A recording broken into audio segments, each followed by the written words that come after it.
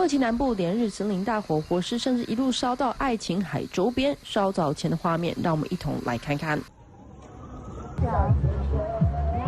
可以看到山坡上大火不断燃烧，饭店周围全被大火包围。根据报道指出，土耳其靠近地中海地区，包含穆拉、安塔利亚等地，28号就开始相继发生了大规模的野火。炎热天气加上强风的助长下，过去4天就发生98起火灾。由于目前是夏季旅游旺季，度假胜地发生大规模野火，当局派出直升机支援，有4000多名的游客和工作人员紧急搭船逃难，但还是有人不幸丧命，其中更包含消防员。 Milletimiz müşteri olsun.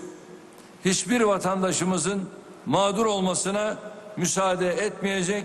Her türlü zararlarını karşılayacağız. 事态严重，土耳其总统埃尔段亲赴马纳夫加特看灾，更表示目前已知马尔马里斯港的大火是由孩童造成。另外，米拉斯有1人涉嫌纵火而被逮捕。各地发生野火的原因，当局也将持续调查。